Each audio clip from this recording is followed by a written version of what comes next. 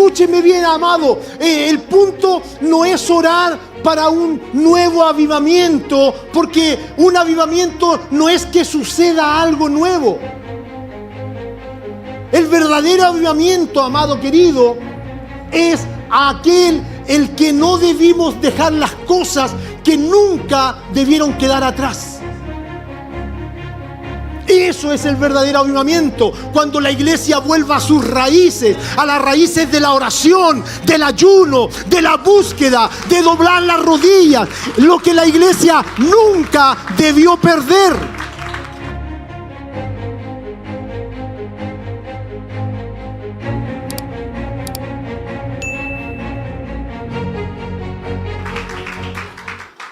Gracias, Señor.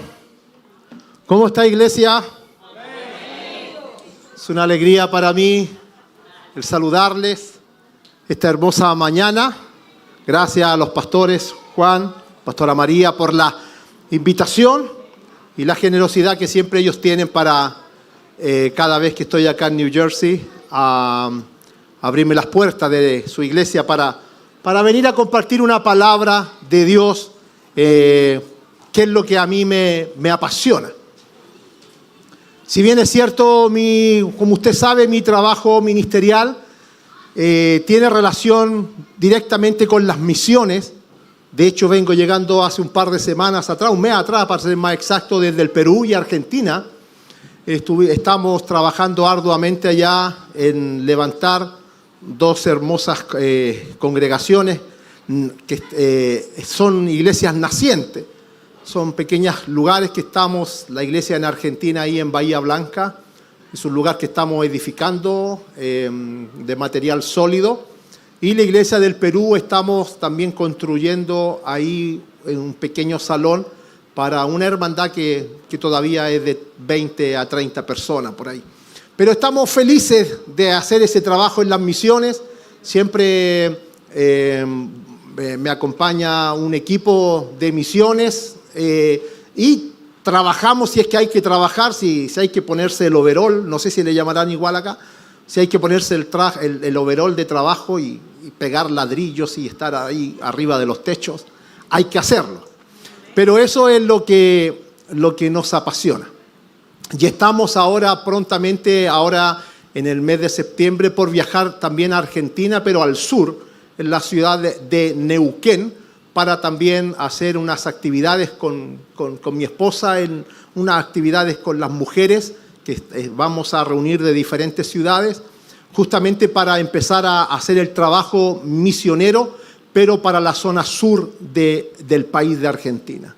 Así que ahora, gracias al Señor, estoy acá en New Jersey, voy a estar acá por 8 semanas, cumpliendo mi trabajo ministerial también que desarrollamos en la iglesia a la cual yo pertenezco acá en New Jersey. Y justamente a las 2:30 tengo otra reunión allá cerca de Flemington, en Bridgewater. Tengo una reunión allá a las 2:30 de la tarde. Me acompaña mi yerno, Mauricio, es un hijo más. Bueno, yo le digo, es un hijo más, es el esposo de mi hija, de la segunda, quienes nos han dado 2 preciosos nietos, mi nieta mayor y mi nieto menor. Mi nieta de 10 años y mi nieto menor de 2 años son hijos de ellos, y los otros 2 son de mi hijo mayor, que son de 7 y 4. Así es que él está dando sus primeros pasos en el Evangelio y lo traje como...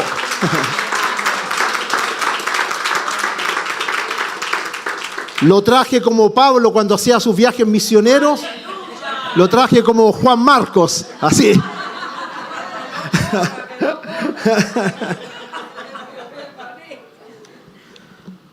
Bien. Vamos a ir al grano, dijo el pollo.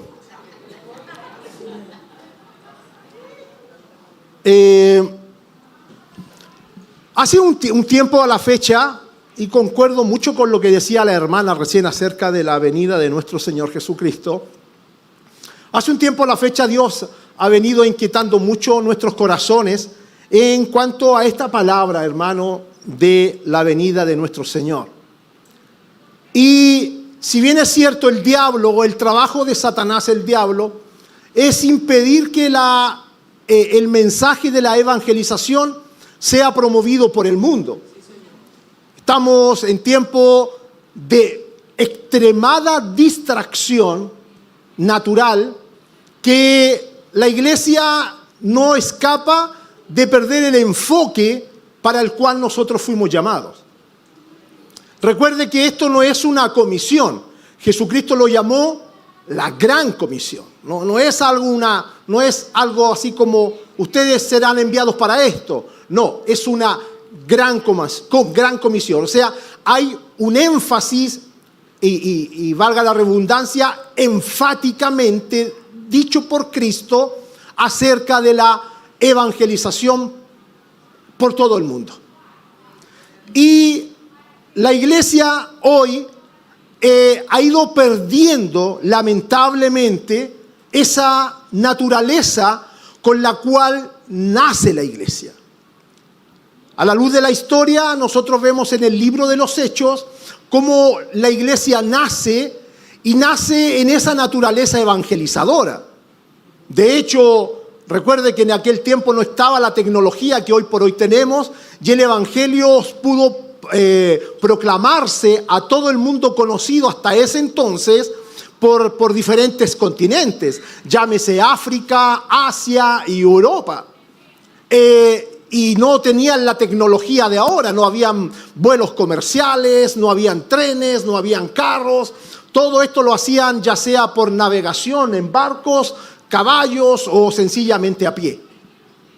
Pero aún así, con todas esas limitaciones, ellos tenían tan claro el propósito para el cual ellos fueron llamados que no dudaron en cruzar continentes y fronteras para promulgar el evangelio del reino de Dios. Y esa naturaleza, esa esencia de la iglesia, lamentablemente hoy en estos tiempos, aunque la iglesia ha crecido en el mundo entero, pero no está creciendo a la velocidad como la iglesia debiera crecer. Hoy, según las estadísticas de un universo de 8.000 millones de habitantes en la tierra, creo que está cerca de los 9.000, tenemos alrededor de 2.000 o 3.000 creyentes profesos. O sea, estamos hablando de que todavía no alcanzamos la mitad de creyentes profesos en el mundo entero. Y eso es algo que nos debe llamar la atención. Pero sí otros credos están creciendo a una velocidad ilimitada, como en el caso de por solamente nombrarle uno de ellos, el caso de los musulmanes, hermano. Hay países, usted sabe que la cantidad estadística promedio de un país para que el país sea constituido como tal en su crecimiento, necesita un promedio de natalidad de alrededor de 2 a 3%. De esa manera los países se sostienen en su población. Ahora, hay países que ya, en el caso mío, por ejemplo, en el caso nuestro en Chile, nosotros estamos alrededor del 1.1%. O sea, están haciendo casi un hijo y medio por familia. Eso yo no lo veía 20 años o 30 años atrás. Yo fui padre, gracias al Señor, de 4 hijos. Mi papá fue padre de 5 hijos y mi abuelo fue padre de 12 hijos.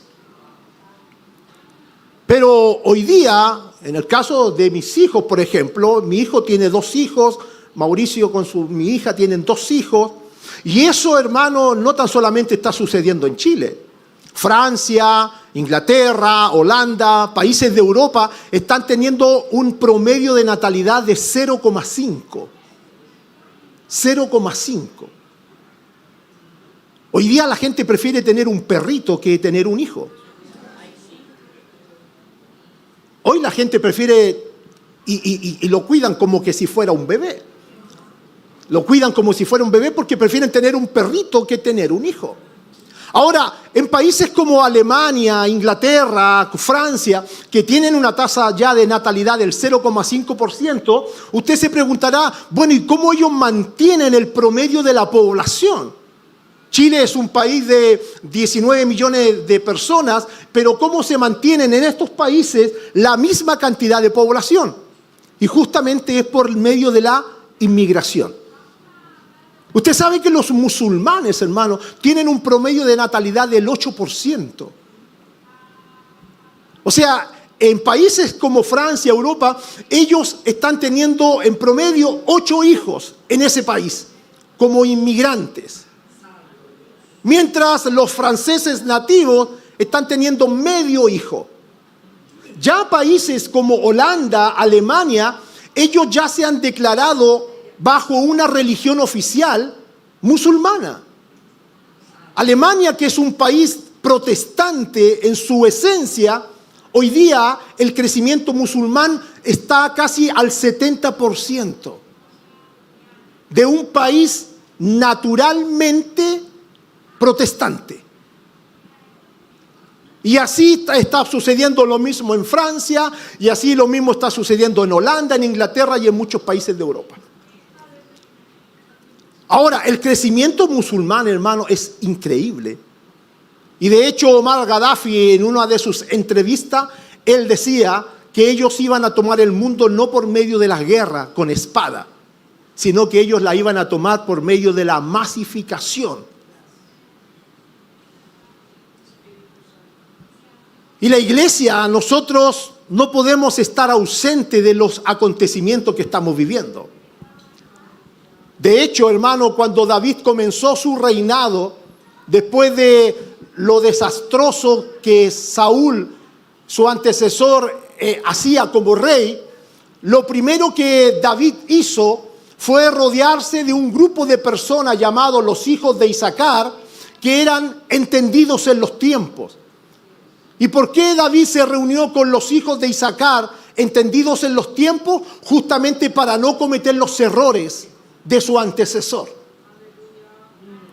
Entonces hoy día, hermano, la iglesia, gracias al Señor, nosotros tenemos al Espíritu Santo, quien es el que nos conduce a toda verdad y a toda justicia. Y nosotros necesitamos ser entendidos en los tiempos en los cuales estamos viviendo, justamente para no perder la naturaleza por la cual nosotros hoy fuimos llamados por Cristo Jesús. Tanto así el diablo está usando todos sus medios y sus mecanismos para hacer perder la identidad de la iglesia como tal en la tierra, porque recuerden lo que dijo el apóstol Pablo en capítulo 8 de Romanos, verso 19, cuando dice que la creación está anhelando ardientemente la manifestación de los hijos de Dios. O sea, hay una creación afuera que está aguardando la manifestación de los hijos de Dios. Pero nosotros estamos entrando en un área donde la iglesia está hoy día entrando en una distracción o perdiendo el verdadero enfoque por el cual fuimos llamados. Tanto así que hoy día ya cristianos están dejando de pedirle consejo a su pastor y están preguntándole al ChatGPT o a IA acerca de acontecimientos. Ya no asistimos a los estudios bíblicos. Muchos cristianos ya no asisten al estudio bíblico porque todos se lo preguntan a la IA. Todos se lo están preguntando al ChatGPT acerca de los tiempos y nos estamos dejando guiar por esta inteligencia artificial y estamos perdiendo la esencia y la naturaleza del consejo pastoral, de la educación como tal, en el discipulado, en la formación, en el desarrollo, en la instrucción, que por lo demás la Biblia dice que es la palabra de Dios la que nos guiará a ser instruidos, redarguidos. Solamente la palabra de Dios va a penetrar nuestro corazón hasta los tuétanos. Pero ChatGPT está haciendo un trabajo, hermano, paralelo que está haciéndonos perder esa naturaleza como iglesia. Es por eso que hoy yo le pido al Señor esa sabiduría para ser una voz, como decía Juan, una voz en medio de este tiempo y hacer un llamado a las iglesias, hacer un llamado a los santos para que a través de la palabra de Dios nosotros no perdamos esa identidad como tal, como hijo de Dios.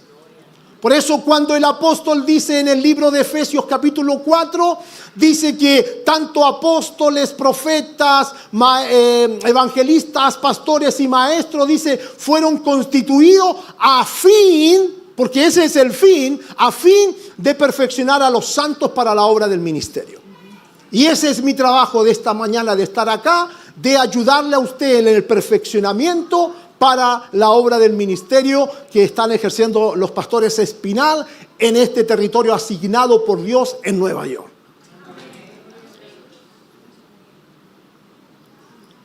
Quiero en estos minutos, hermano, dejarle esta palabra en su corazón para que usted la procese y al término de esto usted pueda hacer un análisis de esta palabra.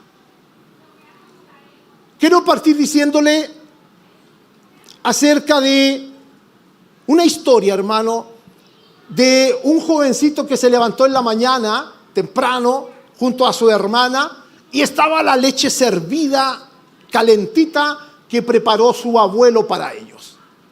Y cuando ellos se sentaron a la mesa, dieron gracias por esa leche calentita que estaba sobre la mesa. Y ellos dijeron, gracias. El abuelo le dijo, da gracias por esto. Y él decía, damos gracias, Señor, por esta leche calentita que la vaquita nos da esta mañana. Ellos vivían en el campo. Y después de que terminó de orar, su abuelo le dijo al pequeño, hijo, yo quiero decirte que algo que puede cambiar tu vida. Y él le dijo, sí, el joven. Le dijo, ¿sabes? Quiero decirte que la vaca no da leche. ¿Cómo, abuelo? Toda la vida a mí me han enseñado que la vaca da leche. No, dijo, la vaca no da leche. Y dijo, ¿y he estado engañado todo este tiempo, abuelo? Ah, dijo, tú la compraste en el negocio y la trajiste acá. Entonces el negocio no dio la leche. No, él le dijo, la vaca no da leche. Dijo, mañana te voy a enseñar que la vaca no da leche. Y al otro día, él estaba todo el día ansioso porque quería saber la respuesta de su abuelo de que la vaca no daba leche. Al otro día su abuelo lo despertó a las 4:30 de la mañana y le dijo, acompáñame. Fueron al establo donde estaban todas las vacas y ahí comenzó a ordeñar la vaca. Y cuando ya llenaron todo esto y llegaron a la casa y él puso a calentar la leche en el fuego, él le dijo a su nieto, la vaca no da leche. Dijo, esto es un trabajo, es un proceso. La vaca provee, sí, en su naturaleza, pero no es que la vaca traiga la leche a la mesa. Dijo, hay que ir al establo, hay que meterse en el humedal, hay que embarrarse, hay que estar ahí en el frío temprano, ordeñar la vaca para que esa leche llegue a la mesa posteriormente calentita para que tú la puedas disfrutar. Ahora, ¿por qué le digo esto, amado? Y le cuento esta historia.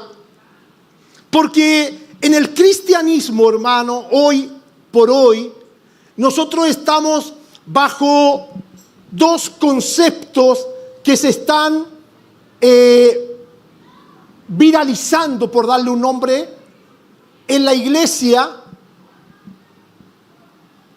Porque le digo, la iglesia tiene que prestar atención a esto de que podamos ir perdiendo la naturaleza de Dios desarrollada y que debe desarrollarse por lo demás a través de nosotros. Por eso fuimos llamados embajadores de Cristo. Ahora, estos dos conceptos son los productores y los consumidores. Estamos hablando de los que producen iglesias y de los que consumen iglesias. Ahora, no deja de ser cierto que Dios a usted y a mí nos llamó a que seamos productores. Pero en su mayoría, hermano, son consumidores. El principio de Pareto, una ley de un hombre en la psicología, el principio de Pareto habla acerca del principio 20-80. Y el principio 20-80 es que el 20% de la producción genera el 80% de los resultados. O sea, en una empresa de 100 personas, 20 personas son las que hacen el trabajo. Y las otras 80 sencillamente son consumidores o son el arroz graneado, le llamo yo. El acompañamiento. Ahora, si eso lo llevamos a la iglesia, piénselo en 30 segundos. En una iglesia de 100 personas, por lo general son 20 los que tienen el peso de la iglesia, en todo orden de cosas, en el trabajo, en el servicio, en las finanzas. El 20% de la ley de Pareto que dice este principio de psicología, ellos se llevan el peso de la congregación. El otro 80% o los otros 80% son asistentes, son consumidores de iglesia. Mire,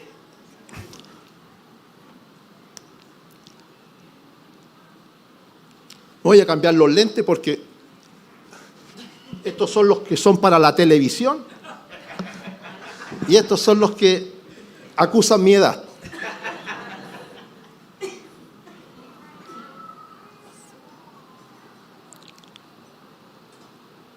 Nadie puede cultivar la espiritualidad personal de un individuo. En la ley de la siembra y la cosecha, o sea, está claro que si nosotros sembramos papas, vamos a cosechar papas. Si sembramos tomate, vamos a cosechar tomate. Pero nadie puede sembrar en la espiritualidad de alguien. Ese alguien tiene que trabajar en sí mismo para que él tenga resultados de espiritualidad. ¿Estamos claros hasta ahí, cierto? Entonces, a raíz de que algunos no quieren trabajar, la iglesia está desbordando de miembros que se están yendo más a un sentido religioso y se vuelven por ende meramente consumidores. Ahora, vale decir que en lugar de enseñar, ellos se conforman en ser enseñados. En vez de aprender a orar, se contentan con ser incluidos en la oración. Ya ellos no buscan el orar, sino que es la típica frase que uno escucha: ora por mí, ora por mí. Y se contentan con ser incluidos en las oraciones de otros, más bien que ayudar a que otras personas sean bendecidos. Su único interés consiste en recibir bendiciones. Por eso la oración del consumidor es: Señor, bendice lo que yo estoy haciendo, en vez de decir: Señor, ayúdame a ser obediente a lo que tú estás bendiciendo. Ahora, estos son los que insisten en el derecho de recibir inspiración divina y sin embargo se desentienden de su obligación de inspirar a otros con sus propios hechos. Pretenden milagros, maravillas, pero no están dispuestos a llevar a cabo sus labores más simples, como la oración.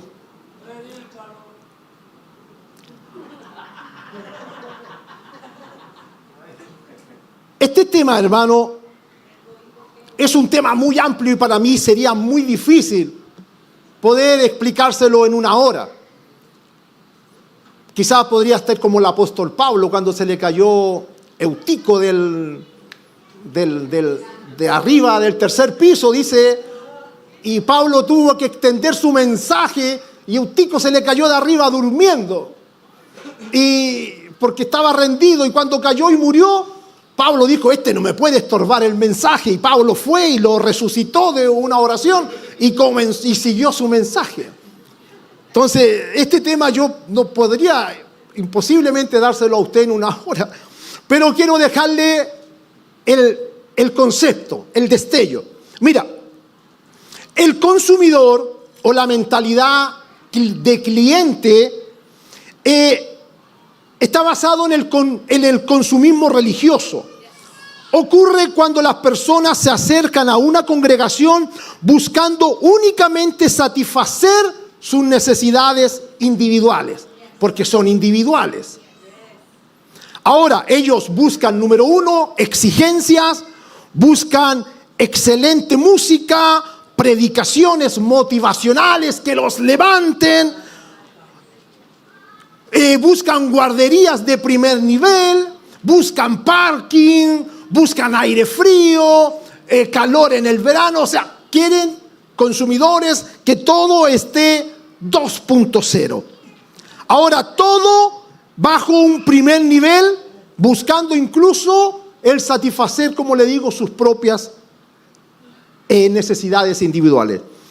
Y por lo demás tienen una actitud pasiva y ven la fe como un producto de mercado.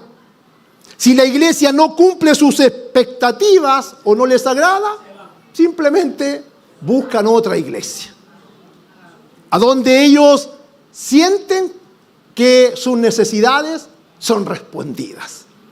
Esos son los consumidores, que por lo demás son el 80%, según la ley de Pareto.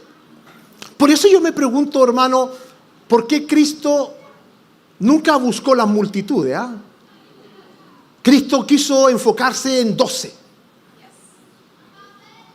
Porque alguien dijo, un viejo sabio dijo, mejor que hacer el trabajo de 10 hombres, haz que 10 hombres hagan el trabajo. Porque eso significa que te estás reproduciendo en otros. De pronto también nosotros actuamos equivocadamente y tratamos de hacer el trabajo de 10 hombres creyendo que somos superhéroes. Pero de eso no se trata. En la naturaleza de la Escritura, incluso en la persona de Cristo, es que Él no necesariamente quiso hacer todo el trabajo, sino que Él se reprodujo en esos 12 para que esos 12 hicieran el trabajo. Él los comisionaba. Y esto era en forma gradual. Primero envió a 12, posteriormente enviaba a 70, y así sucesivamente fue creciendo el número de ellos. Pero también la Biblia hace énfasis de que cuando Cristo resucitó, Pablo lo narra ahí en la carta a los Corintios, Cristo se le apareció a más de 500. Así lo dice Primera de Corintios 15, que Cristo se le apareció a más de 500 después de su resurrección. Pero ¿cuántos llegaron al aposento alto? 120. ¿Dónde estaban los otros 380? Entonces, la actitud pasiva del consumidor está dentro de este número o de esta estadística. Pero el productor, que es aquel que tiene mentalidad de siervo y constructor, el productor cristiano entiende que la comunidad de fe requiere participación activa y ser abnegado a ese trabajo. Y aquí es donde podemos hilar fino, porque aquí es donde uno deja padre y madre, deja tiempo, deja trabajo, anda corriendo de aquí para allá para cumplir con las obligaciones dadas, a los cuales nosotros nos comprometimos. Entonces, para el productor no existe frío, no existe calor, no existe distancia, no existe. Sencillamente fuimos llamados a producir.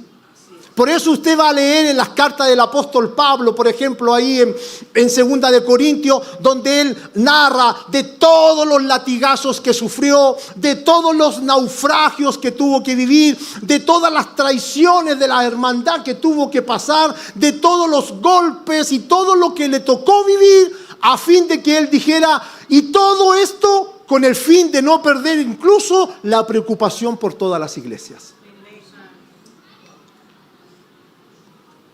Ahora, ese es el principio de aquel que tiene la mentalidad de ser un productor. Tiene una participación activa, involucra el uso de talentos, tiempo, esfuerzo para construir la iglesia, la evangelización y por ende también servir a otros. Y además tienen la mentalidad sostenedora porque son los que aportan financieramente, emocionalmente a la salud y el crecimiento de la comunidad en lugar de solamente ellos recibir bendiciones. Quiero que busquemos en Mateo capítulo 4, vamos a leer un pasaje de la Escritura para que esto parezca espiritual. Si no me pueden decir, hoy el pastor predicó y no citó nada. Mateo capítulo 4.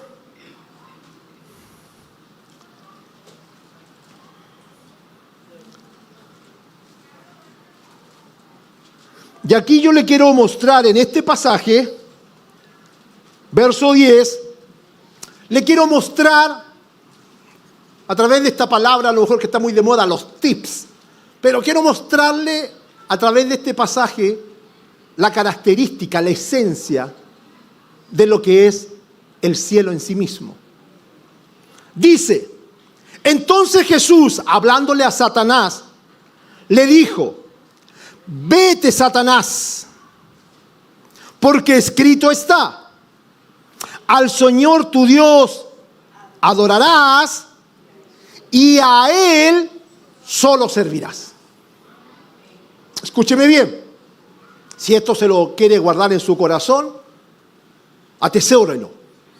En el reino de Dios hay dos principios fundamentales que debieran estar en todo creyente nacido de nuevo. Número 1, adorar a Dios.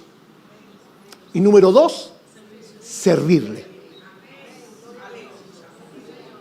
El tema es que muchas veces solamente queremos adorar. El tema es que muchas veces solamente queremos adorar y vivir como arriba de una nube y escuchar coros angelicales. De hecho, ahora, antes de llegar acá, pasé acá a una iglesia metodista, la Afro-American Methodist, que está acá. Quería escuchar, en realidad quería curiosear, para ser honesto. Pero quería escuchar gospel. Y entré y wow, quedé sorprendido ahí como cantaban y todo. Pero lo que me llamó la atención era la adoración, cómo ellos estaban ahí en su adoración. No sé por qué les dije esto, pero el punto es que esto no trata solamente de adoración. Lo que Cristo está hablando acá y el conflicto que tuvo el diablo, porque ese fue el conflicto, es que él no quería ni lo uno ni lo otro. Y es por eso que él fue, a él le gustaba un concepto, era la adoración. Para eso él fue creado. Pero después, en su orgullo, es él quien quería ser adorado. Y además también ser servido. Pero lo que él no quería era servir. Y a causa de esa actitud desobediente, a causa de esa rebelión, es que él cayó a la tierra y además no cayó solo, porque eso es el principio del que es contaminado en esto. Nunca va a querer caer solo. Él arrastró casi a 1/3 de las estrellas, dice la Escritura, con él a la tierra. Lo que después estos ángeles caídos fueron conocidos como los demonios.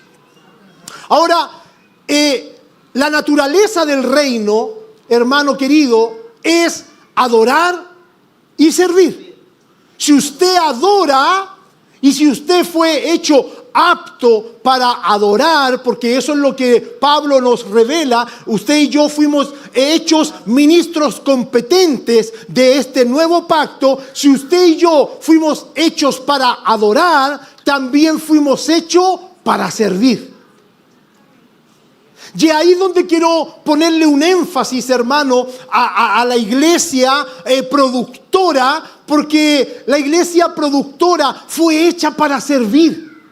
Usted y yo fuimos diseñados para Dios, para llevar a cabo el propósito de Dios, el mensaje de Dios en esta tierra, y nosotros seamos productores.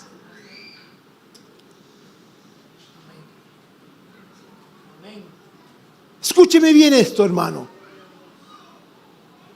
La iglesia no hace discípulos, pero los discípulos hacen las iglesias. Entonces, lo que Cristo hizo no fue inmediatamente construir un templo para formar discípulos. Lo que Él hizo fue formar discípulos, y cuando usted comienza a sembrar en el corazón de la gente una visión, el resultado de eso serán las iglesias. Y cuando hablo de iglesia me refiero al concepto dual de edificio y también nosotros, porque la iglesia, verdadera iglesia de Cristo, somos nosotros mismos. Entonces el resultado de el hacer discípulos construye también. Por eso Pablo, el trabajo del apóstol Pablo no era ir levantando templos de ciudad en ciudad. Él iba levantando personas, preparando personas. Él se involucraba con las personas, formaba discípulos. En Hechos 19 narra que cuando él estuvo en la sinagoga y no le quisieron oír en la sinagoga, que era por lo demás la religiosidad misma establecida ahí, él se fue a la casa de al lado de la sinagoga. Usted después léalo ahí en Hechos 19. En la casa de al lado de la sinagoga, 18 creo que, en la casa de al lado había uno llamado Justo, y dice que ahí en la casa de Justo comenzó él a predicar la palabra. ¿Cuál fue el resultado de esa predicación? En la casa de Justo, que se convirtió en líder de la sinagoga. Él y su familia. Hoy se lo voy a leer porque me miran con cara así que tará. Vaya conmigo al libro de Hechos, mire. Hechos 18. Me miran con cara así como, el pastor estará diciendo la verdad o no estará diciendo la verdad. Dice 18, 6. Vamos a leer del 5. Y cuando Silas y Timoteo vinieron a Macedonia, Pablo estaba entregado por entero a la predicación de la palabra, testificando a los judíos que Jesús era el Cristo. Pero oponiéndose y blasfemando estos, les dijo, sacudiéndose los vestidos: vuestra sangre sea sobre vuestra propia cabeza. Yo limpio desde ahora me iré a los gentiles. Y saliendo de allí, se fue a la casa de uno llamado Justo, temeroso de Dios, la cual estaba junto a la sinagoga. Era el vecino. Justo era el vecino de la sinagoga. Y Crispo, el principal de la sinagoga, creyó en el Señor con toda su casa, y muchos de los corintios, oyendo, creían y eran bautizados. O sea, Pablo, sacudiéndose los pies, él dijo, no pretendo yo levantar aquí una nueva iglesia. Lo que Pablo quería era formar gente que tuviera una mentalidad de discípulos, porque él sabía que como resultado las iglesias iban a nacer por sí mismas. Por eso usted va a escuchar después la iglesia de Corintio, la iglesia de Gálatas, la iglesia de Filipo, la iglesia de Éfeso, y así sucesivamente. Pero no fue porque Pablo andaba levantando templos, sino que él andaba levantando gente, y como resultado de la gente nacían las iglesias. Era gente con mentalidad productora. Por eso un viejo proverbio chino dice: si usted quiere vivir para un año, siembre y coseche arroz. Pero si usted quiere vivir para toda la vida, siembre en personas.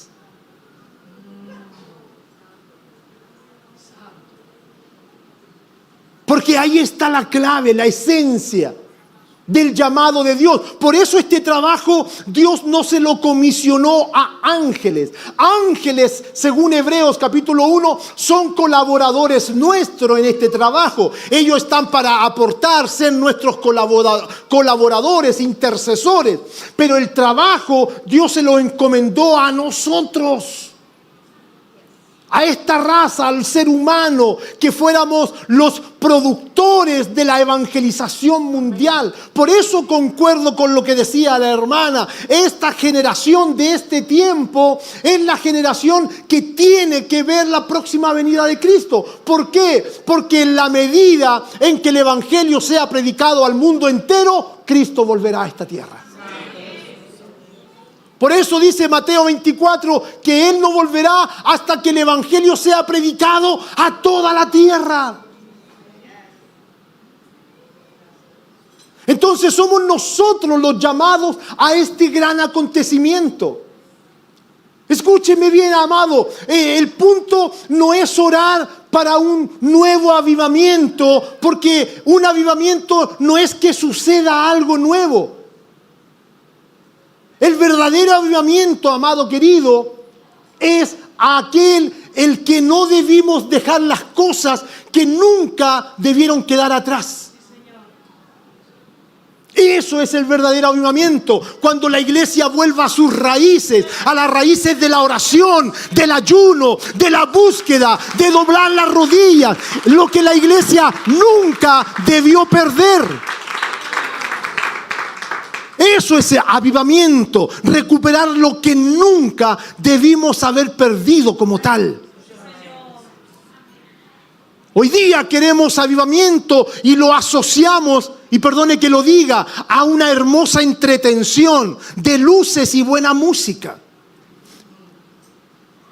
Pero eso no es avivamiento. Avivamiento, amado, es lo que vivía la iglesia neotestamentaria, que a través de la persecución, a través de dar la vida por predicar el evangelio, cuando los primeros cristianos eran devorados por leones, cuando los soldados romanos le decían, niega tu fe, y ellos decían, jamás, y eran devorados sus padres, sus hijos, por los leones, eran amarrados a los postes de la ciudad, y ahí los amarraban, les rociaban cera por su cabeza y les prendían fósforos como antorchas humanas para alumbrar la ciudad. Esa gente que no dudaba en orar, en buscar el rostro del Señor, ellos vivían el avivamiento, ellos eran el avivamiento en la tierra. Pero no nosotros, hermano, en este tiempo que la iglesia solamente quiere ser consumidora de iglesia. Buena música, buen aire, buen parking, buena entretención. Solamente estamos comprometidos, y perdone que lo diga, hermano, estamos comprometidos solamente con asistir el domingo a la iglesia. Y creemos que después de que termina el servicio del domingo, ya sacamos la labor. Vinimos a la iglesia, participamos del culto, oraron por mí, pasé al altar y listo. Le entregué mi ofrenda. Bueno, no todos los que los diezman, pero entregué mi ofrenda. Voy a llegar hasta ahí nomás.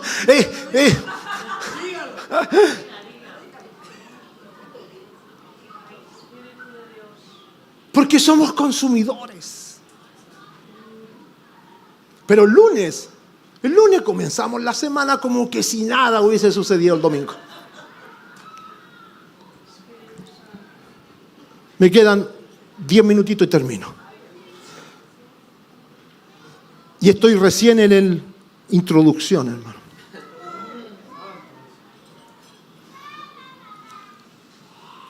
Mira, quiero que vayas conmigo a Apocalipsis 13.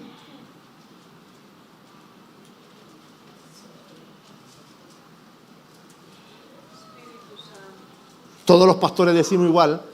En 5 termino. Le decía a una iglesia, ¿cuántos me dan 5 minutos? Y todos decían, 5. Entonces dije 5, 10, 15, 20, 25. Saqué 2 horas más. No, pero aquí no va a suceder. Apocalipsis 13, Verso 8, mira, la naturaleza de Cristo. Hablando de la bestia, dice, y la adoraron todos los moradores de la tierra, hablando de la bestia, cuyos nombres no estaban inscritos en el libro de la vida del Cordero, que es Cristo, que fue inmolado desde el principio del mundo. Cristo, Él fue inmolado. Desde el principio del mundo, Él ya estaba inmolado. Inmolado significa que con antelación, significa que con tiempo preparado desde antes, tú ya estás listo antes de que los acontecimientos sucedan. Por darte un ejemplo, hermano, ¿se recuerdan las famosas Torres Gemelas que cayeron acá en Nueva York? Que por lo demás fue muy triste. Los terroristas, hermano, ellos tenían un pacto de inmolación. Llegaron a este país a temprana edad. Estudiaron en la universidad. Estudiaron aeronáutica, porque por algo pilotearon los aviones. Estudiaron en este país aeronáutica, se prepararon en la universidad, se cultivaron, aprendieron el idioma con mucha anticipación para cumplir el propósito del cual ellos estaban inmolados desde el momento de nacer, que era destruir a los enemigos según su creencia en Alá. Entonces lo de ellos no fue espontáneo, que hayan despertado en la mañana y se dijeron, oye, ¿qué vamos a hacer hoy día? Vamos a secuestrar 3 aviones, ya vamos a secuestrar 3 aviones. No, eso no fue espontáneo, hermano.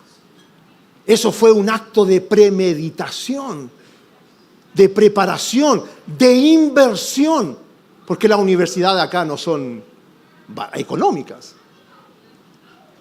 Eso es ser inmolado.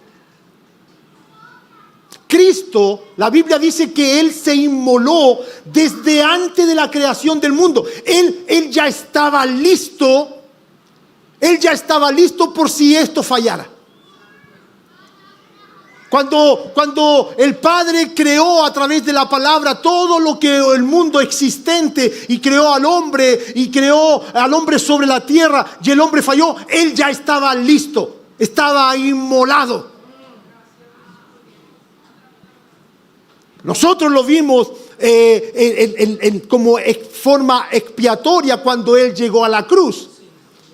Pero Él ya estaba inmolado. Génesis, según la teología sistemática, ya habla acerca de la expiación de Cristo cuando Dios tuvo que vestir al hombre y a la mujer con pieles de animales porque ellos ambos estaban desnudos.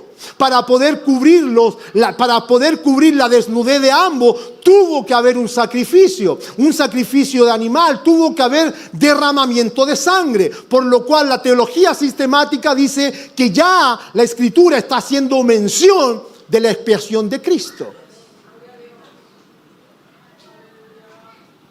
Entonces, en la persona de Cristo, nosotros vemos una inmolación, la cual debiera ser la naturaleza nuestra como cristianos.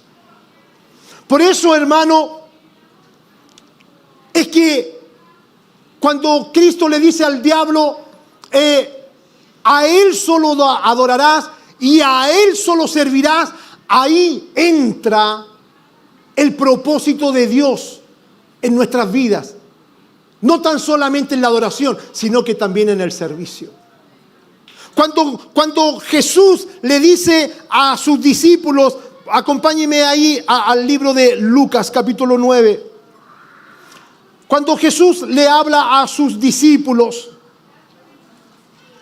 en el verso 23 de Lucas 9,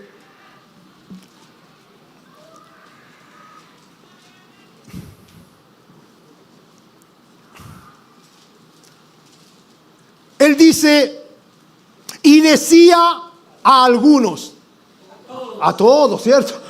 No era esto, no es para algunos, no era para el 20%, esto era para todos, no para algunos.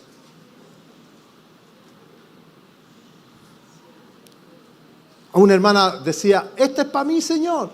Esta no es para mí. Cuando el predicador predicaba, decía, esta es para mí, Señor. Decía, esta no es para mí, Señor. Él les predicaba a todos. Y le dice, y le decía a todos, si alguno quiere venir en pos de mí, niéguese a sí mismo, tome su cruz día por medio. No, dice, ¿cierto? Tome su cruz cada día y sígame. El tema no se trata de cargar la cruz solamente el domingo, por hermano. Esto es de todos los días. Yo lo sigo a ustedes por redes sociales, ¿eh? Veo cuando van a las casas a hacer cultos en las casas. Vi que estos días atrás estuvieron haciendo evangelismos en las calles. Yo lo sigo por redes sociales, hermano.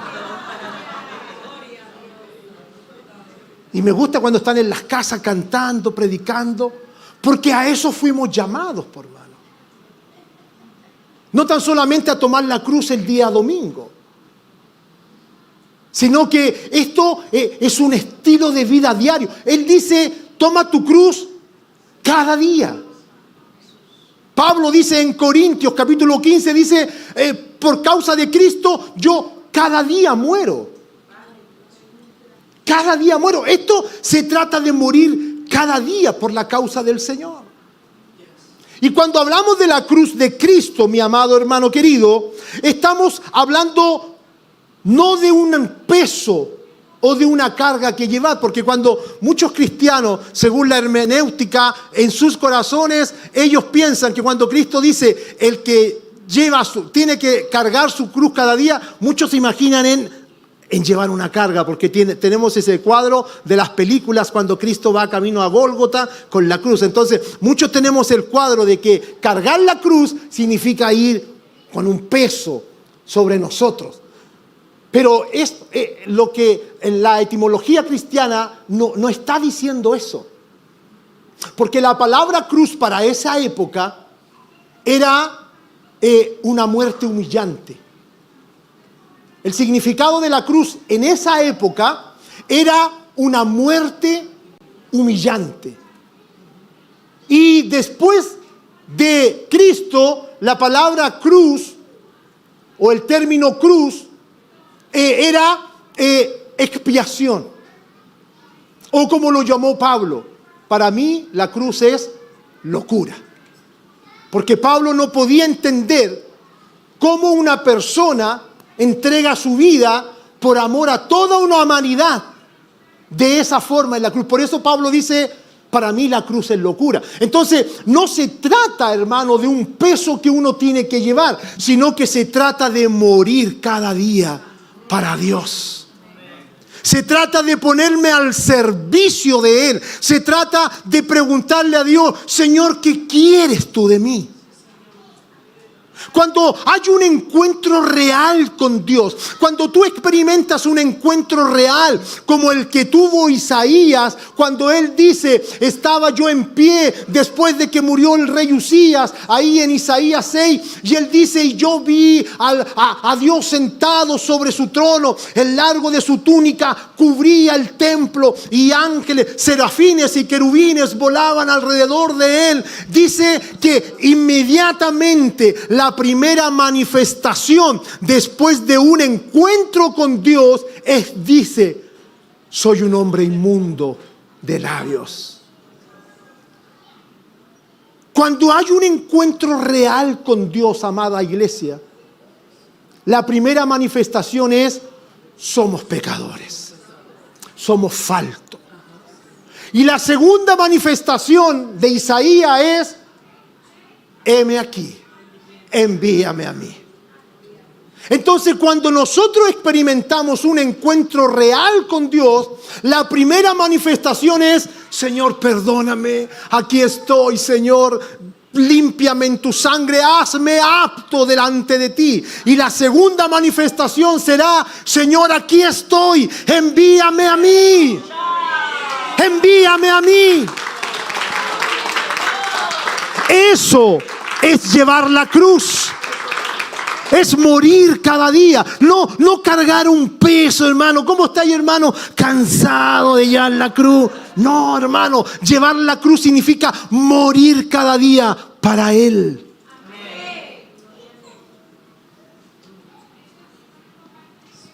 Yo cuando me toca estar mucho tiempo fuera, hermano, usted no sabe cuánto yo extraño a mi familia. Cuánto extraño a mi esposa, a mis hijos, cuánto extraño a mis nietos. He tenido que llorar en silencio muchas veces porque los extraño, pero sé que es el precio que tengo que pagar por predicar su palabra. La esposa de él, Javiera, mi hija, ya tiene 30 años. Mi hija me va a cortar la cabeza porque dije la edad por redes sociales. Corten esa parte, por favor. Pero cuando tenía 10 años y me acompañaba con mi esposa a las misiones, en una oportunidad, hermano, fuimos al sur de Chile, una parte fría, como el invierno de acá de Nueva York, mucho frío. Y con mi esposa ni siquiera teníamos para tomarnos un café en un terminal de buses. Y estábamos ahí con mi hija de 10 años. Y fuimos a predicar a una iglesia de como 15 personas. Era una comunidad de mapuches en Curacautín, una comunidad indígena. Y estábamos ahí predicando y nos hospedamos en la casa del pastor. Y salimos en la mañana temprano, a las 7 de la mañana, porque a las 11 de la mañana teníamos que estar en otra ciudad para ir a predicar a donde otro pastor. Y cuando salimos esa mañana hacía un frío, hermano, el piso estaba frisado. Y cuando íbamos camino al terminal de buses, mi esposa me decía, amor, hace mucho frío para la niña. Yo le decía, ¿qué puedo hacer? Y cuando llegamos a la terminal ni siquiera teníamos para un café, hermano. Pero todas esas experiencias con mi esposa hoy día las valoramos. Y mis hijos, hermano, aman a Dios de una manera incondicional. Porque no tan solamente vieron esos dolores, sino que aprendieron que en medio de estas tribulaciones y estas debilidades, hoy día ellos pueden hacerse fuertes. Mi hijo, un año atrás, no sé si se recuerda, sufrió un infarto al miocardio. Yo tuve que irme a Chile, hermano, mi hijo de 38 años, un infarto, hermano. El médico dijo, no, mañana lo operamos a corazón abierto. Y yo le dije a mi esposa, no, que no lo operen. Y llegamos allá, yo viajé urgente, llegamos a Chile. Y yo dije, Señor, no quiero que a mi hijo le abran su pecho, Señor. Tú tienes que glorificarte en esto. Y así Dios lo hizo. Porque Dios no es deudor de nadie. Y todos los que les sirven, hermano, serán galardonados en esto. Por eso Jesús les dijo cuando los enviaba, cuando Jesús formaba productores, Él les decía, no lleven dinero, no lleven alforja, no lleven doble calzado, porque el obrero será digno de su salario. Hermano, usted predique el evangelio. Si tiene que ir a visitar a alguien, ¿sabe cuánta gente necesita sencillamente ser oída, hermano? Anoche cuando estaba en casa, y con esto termino, donde me estoy quedando, había llegado cansado, hermano, y quería ducharme y recostarme un rato. Y llega un hombre casi de mi edad y me dice, pastor, ¿puedo hablar con usted un minuto? Yo le dije, sí. Me dice, usted sabe que yo vivo con mi hija y con mi yerno. Ambos son cristianos. Ellos van a la iglesia. Él fue pastor. Ahora no es pastor, fue pastor. Dijo, yo tengo un problema, dijo, con el trago. Pero lo único que necesito es que alguien me diga, tú puedes. Lo único que necesito es que alguien me oiga. Estuvimos ahí conversando alrededor de media hora y él me decía, ¿sabe? No sé cuánto me ayudó conversar con usted. Hermano, es lo que la gente necesita hoy. Es lo que la gente necesita hoy. Pero el mundo está pagando $50,000 o $100,000 por ir a ver la final de los New York Knicks. No están pagando $200, $300 para ir a ver el mundial. A 10,000. Pero no estamos pagando el precio, hermano, por predicarle a alguien acerca del amor de Cristo.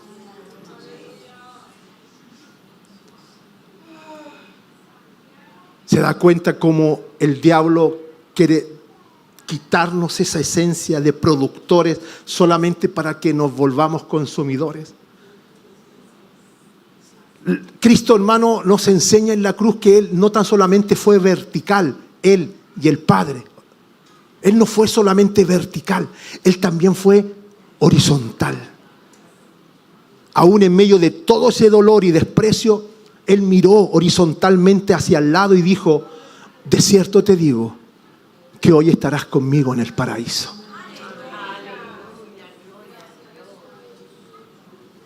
El consumidor, hermano, es vertical. Yo y Dios, ay Señor, bendíceme, dame, Señor.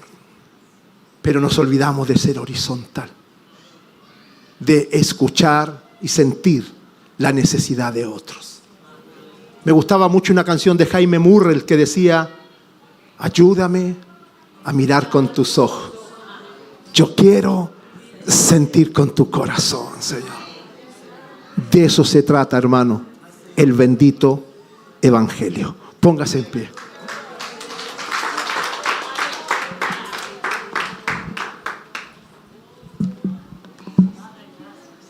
Gracias, Señor. Cierre sus ojos ahí. Y si el Espíritu Santo lo dejamos moverse esta mañana, usted abrirá su corazón y le dirá al Espíritu Santo: Espíritu Santo, ayúdame en este momento, Señor. Habla a mi corazón, Señor, para que yo pueda ser la persona que tú esperas que yo sea. Perdóname. Perdóname muchas veces por ser tan indiferente. Perdónanos, Señor, porque hemos sido de pronto tan indiferentes, Dios. Y hemos naturalizado tantas cosas, Señor. Hemos naturalizado la indiferencia. Hemos naturalizado, Señor, el qué me importa a mí lo que pasa en otros. Hemos naturalizado, Señor, primero yo, segundo yo, tercero yo, y si sobra será para el resto. Si he actuado así, Señor, perdónanos, Señor. Perdóname, de verdad te pido, Señor, perdóname. Ayúdame a mirar con tus ojos. Espíritu Santo, hazte real en mi vida, Dios. Y que cuando salga incluso de esta puerta hacia afuera, pueda ver en la primera persona que transita ahí por la calle la necesidad de darle un abrazo y decirle: Cristo te ama. Hay gente en las calles que lo único que necesita es que alguien le dé un buen abrazo, que alguien le dé lo que tiene. Como cuando Pedro y Juan estaban en el templo y ellos decían: no tengo oro ni plata que darte, pero tengo algo que te puede ayudar, que te puede cambiar la vida. Tengo algo que te va a hacer un cambio de vida. Y a partir de ese momento el hombre comenzó a caminar. Iglesia de Cristo, tú tienes algo. En la expiación de Cristo en la cruz, en favor de ti, Él te dio algo. Tú tienes algo. Y ese algo es lo que mucha gente necesita en las calles. Un abrazo, un hombro donde alguien pueda llorar. Ese algo que tú tienes, hay alguien que lo está clamando hoy en las calles. Que alguien se detenga. Stop for the one. Detente por uno. Detente por ese alguien. Ponle tu hombro, estréchale tu mano. Haz una oración por él.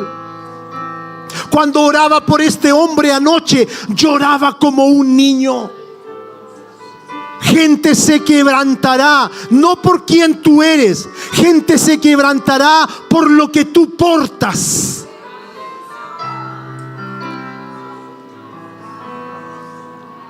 Extiéndele tus manos al Señor y dile: Espíritu Santo, yo quiero más de ti, quiero más de ti, quiero más de ti. Dame más de ti, Espíritu Santo. Dame más de ti. Padre, yo oro esta mañana para que tu Espíritu Santo toque cada vida esta mañana. Extienda sus manos. Oro para que cada uno de ellos, Señor, lleve en su corazón en abundancia lo que tú has dado y puesto y has portado en la vida de cada uno de ellos, Señor. En el nombre de Jesús. Amén, Señor. Y amén. Si hay alguien que necesita esta mañana una oración por sanidad, si hay alguien que necesita una oración, sea cualquiera sea tu necesidad, me gustaría hacer una oración esta mañana por ti. Quiero vivir más siendo insensible. Gracias, Señor. Oh Jesucristo. Gracias, Señor. Gracias, Señor Jesús. Pido perdón por mi ciudad. Ahora me humillo y busco tu rostro. ¿A quién iré, Señor, sino a ti? Te pido la paz para mi ciudad. Gracias, Señor. Te pido perdón por mi ciudad. Ahora me humillo, busco tu rostro.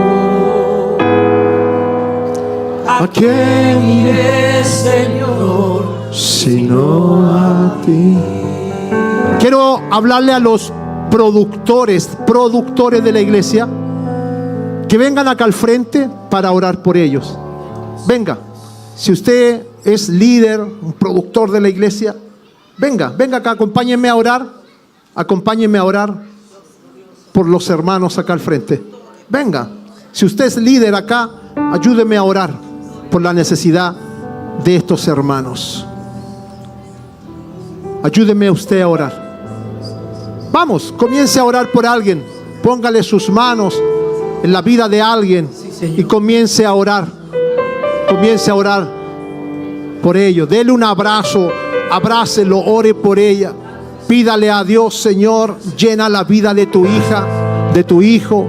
Señor, llénale en este momento. Lo que yo tengo en mi corazón se lo transmito. Si necesita fuerzas, yo se la transmito en el nombre del Señor a través del Espíritu de Cristo que vive en mí.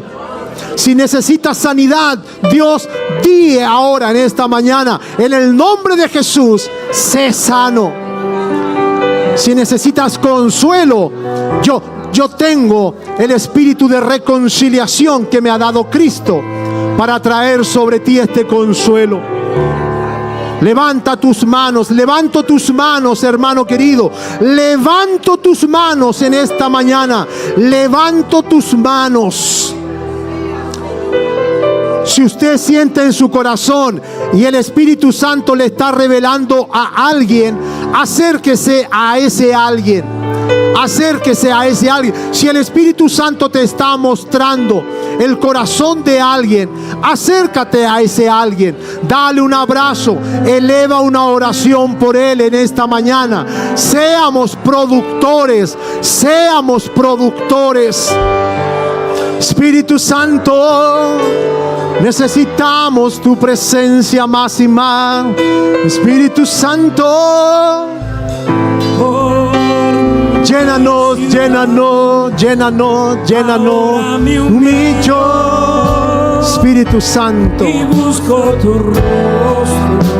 Oramos por la vida, Dios mío, ¿A quién iré, de María Ibacache, allá en Chile. a ti? Oramos, Señor, para que tú la restaures en salud, para que tú le des fuerza, para que tú, Dios, la alcances con tu mano poderosa, Dios. Le bendecimos, Dios, en el nombre de Jesús, Señor. Gracias, Señor. Ahora me humillo y busco tu rostro. ¿Quién iré, Señor? Gracias, Señor. Dele un abrazo, dele un besito a la persona que tiene al lado. Vamos, dele un abrazo, dele un buen abrazo, dele un buen Dios te bendiga. Aleluya. ¿A quién iré? ¿A quién iré? Sino a ti. Oh.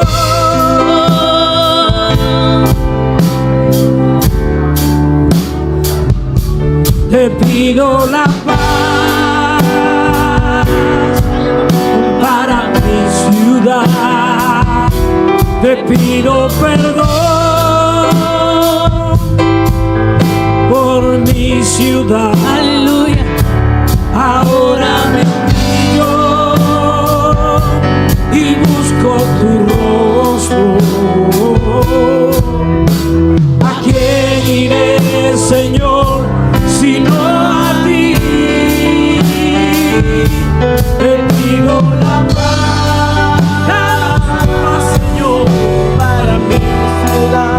Sana nuestra tierra. Te pido Pastor Dani. envía tu espíritu por mi ciudad. Oh, ahora me humillo y busco tu rostro. ¿A quién iré, Señor, sino a ti? ¿A quién iré, Señor, sino a ti?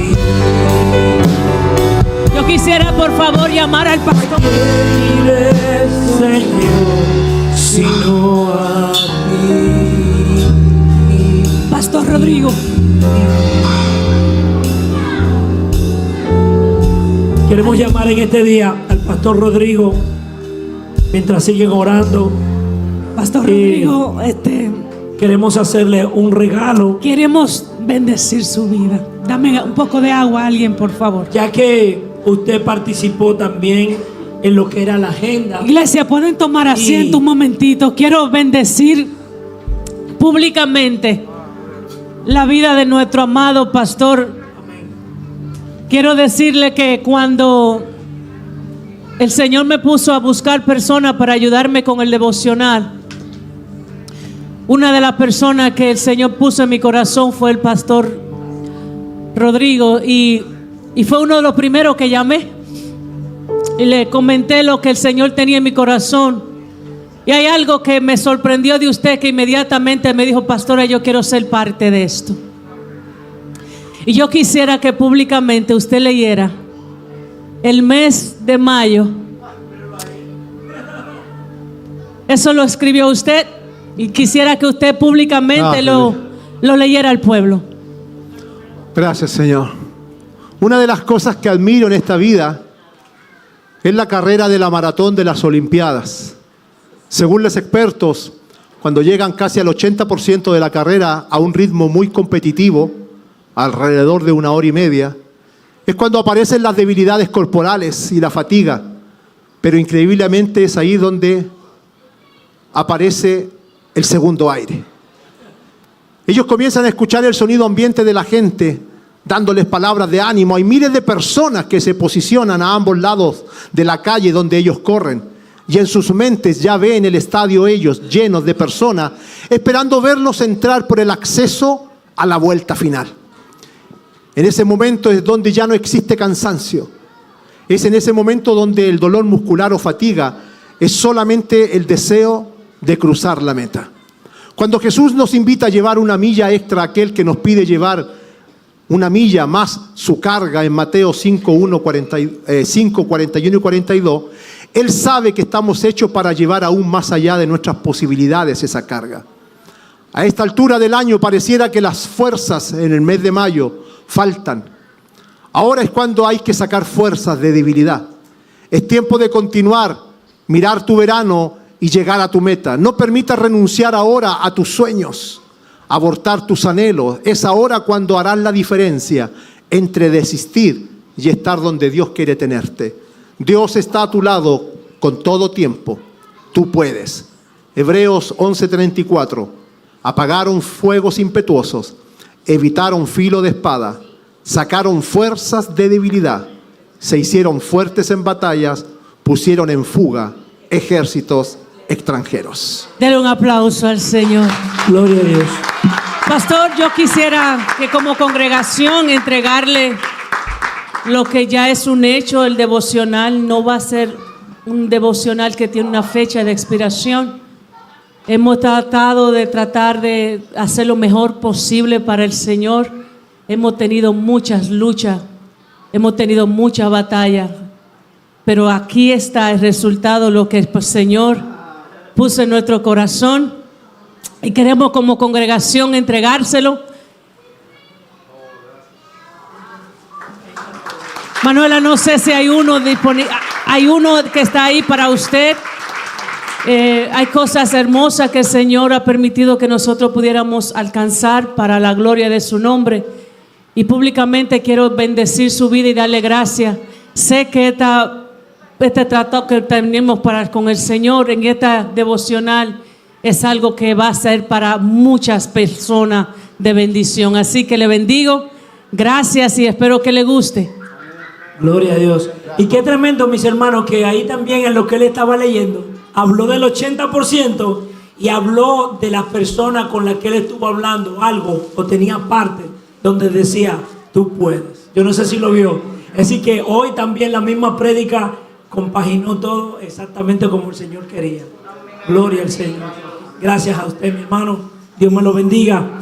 Gracias al Señor por su familia, por el trabajo. Oramos por el Padre en el nombre de Jesús. Poniendo en su vida, que el Señor lo siga llevando de país Llévalo, en país, Señor, de lugar en lugar, sabiendo para que que pueda tú estás hacer el con él, trabajo Dios que el Señor mío. quiere que usted haga. En el nombre poderoso de Jesús, que Dios bendiga su casa, su familia, sus hijos, sus nietos, sus yernos, sus yernas, en el nombre poderoso de Jesús, y que sobre todo le dé salud y sabiduría para gozar de todas las bendiciones en esta tierra que el Señor ha puesto en su vida. En el nombre poderoso de Jesús. Amén y amén. Gloria al Señor. Muchas gracias, pastor. Cuente con nosotros siempre para lo que sea. Gloria a Dios. Vamos en este día a orar y vamos a despedirnos de este lugar. Amante Dios, te damos las gracias. Gloria al Señor. Te damos, Señor, gloria y honra. No solamente queremos ser, Señor Padre, adoradores, queremos ser servidores. Gracias, Señor, por lo que tú estás haciendo en este lugar. Y gracias por lo que tú estás haciendo en mi vida y en la vida de cada uno de los que están a través del internet también, Señor. Padre, en este día no vamos a ir de este lugar, pero nunca jamás de tu presencia, con la bendición de Dios Padre, Dios Hijo y Dios Espíritu Santo. Y el pueblo de Dios dice: amén. Y el pueblo de Dios dice: amén. Maranata. Cristo viene. Maranata. Saluda a su hermano, abrácelo y dígale: Shalom. Montado en su caballo blanco,